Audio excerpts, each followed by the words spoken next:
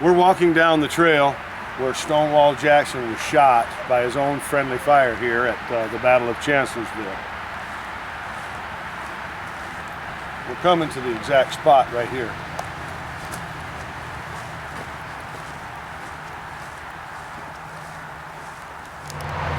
When Stonewall Jackson reached this point right here, about 9 o'clock, May the 2nd of 1863, he stood at the peak of his military career. 400 yards in front of us, a shaken Union Army hastily built earthworks to halt the Confederate tide. 100 yards behind us, along the Bullock Road, Jackson's troops formed their line, and he got caught. He was mistaken actually for Union people riding through here, him and his staff. They were mistaken as Union people, and Stonewall was shot by his own Confederate line. And this is the place where that happened.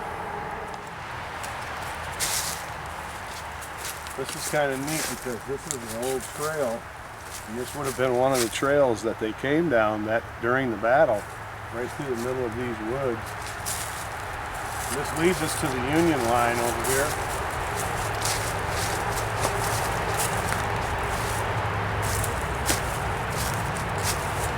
This is where the South lost one of its mightiest generals, and actually two, because on the other side of the way, Brigadier General Paxton was killed over by Hazel Grove there, and Stonewall Jackson killed right in here, or shot, and he was lost his arm over it. They took him to Guinea Station, about 27 miles from here, where he contracted pneumonia. He was on the mend from the gunshot wound, but contracted pneumonia and passed away there. We might try to take a run down there.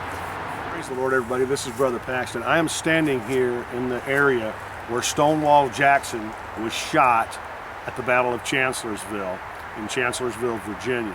I want to read from Psalm 73, verse 26. I have to look closely there. I don't have my glasses on.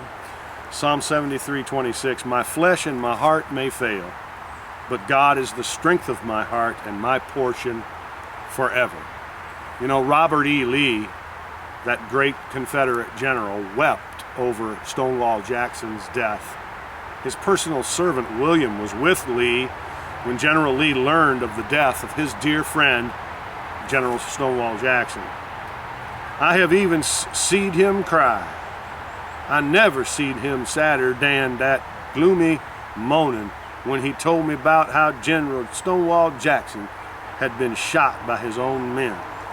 He must have heard it before. He never told me till next morning.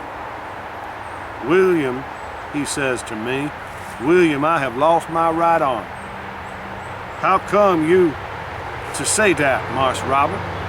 I asked him. You ain't been in no battle since yesterday, and I don't see your arm bleed.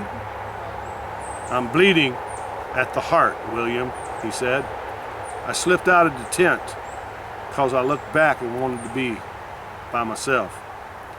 A little later, I come back, and he told me General Jackson had been shot by one of his own soldiers. Even though William wasn't exactly clear over the events that he related in his diary that surrounded Jackson's death, Jackson did eventually die from wounds inflicted by his own soldiers. Lee felt as if his heart was bleeding and that he had lost his right arm when he received news that Jackson had fallen in friendly fire. I mean, it's bad enough to be shot. It's bad enough to die in war, but it's even worse when you're shot by your own soldiers.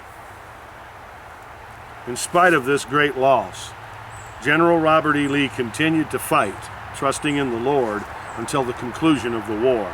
Lee, like Jackson, had learned to draw his strength from the Lord.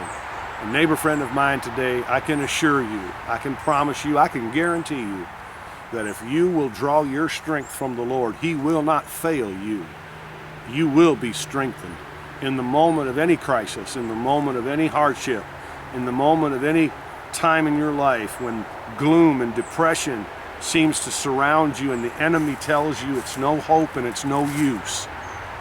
But if you'll go to Jesus and draw your strength from Him, He will strengthen your heart. He will take your weakness and turn it into His strength. So from the Battle of Chancellorsville, this is Brother Paxton saying, go with God, and He will go with you.